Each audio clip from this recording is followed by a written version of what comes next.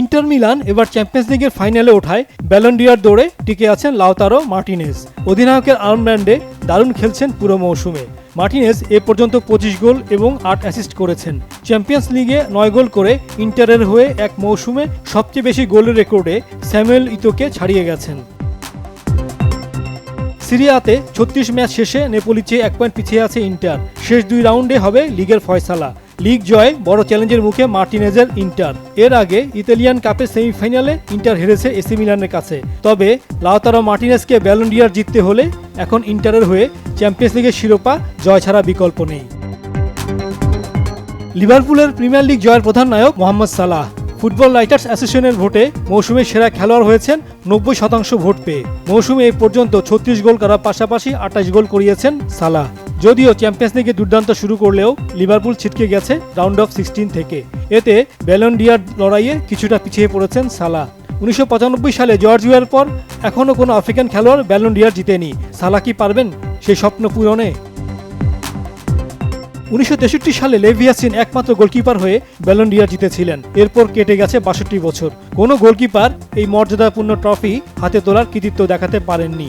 এবার সেই সুযোগ এসেছে পিএসজির গোলকিপার জিয়ানলুইজি দোনারুমার। পিএসজির এই মৌসুমের সাফল্যের পেছনে বড় অবদান এই ইতালিয়ান গোলকিপারের। চ্যাম্পিয়ন্স লিগের ফাইনালে ওঠা ছাড়াও ফরাসি লিগ, সুপার কাপের শিরোপা জয় এবং কোপা দা ফ্রান্সের ফাইনালে উঠেছে পিএসজি। সেখানেও 12টি নিশ্চিত গোল রক্ষা করে ব্যালন ডি'অর রেসে টিকে আছেন এই গোলকিপার।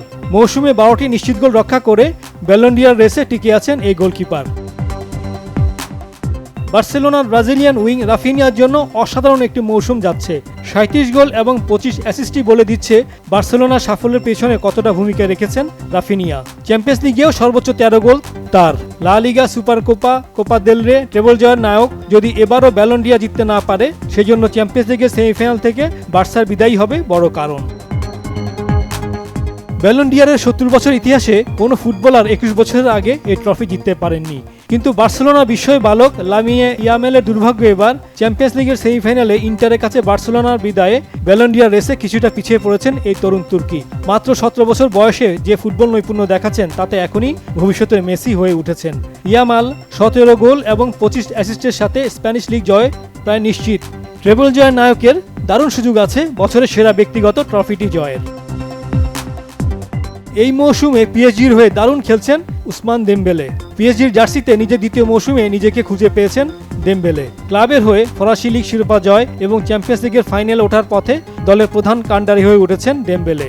এরই মধ্যে 35 গোল এবং 12 অ্যাসিস্ট। এই পরিসংখ্যানই বলছে মৌসুমটা কতটা দুর্দান্ত কাটছে তার। এবার কোয়াড্রাপল বা নিদেন পক্ষে ট্রেবল জয়ের দারুণ সুযোগ আছে দেমবেলের। লিগ 1 ও ফ্রেঞ্চ সুপার কাপের শিরোপা নিশ্চিত হওয়া ছাড়াও কোপা দা ফ্রান্সের ফাইনালে উঠেছে পিএসজি।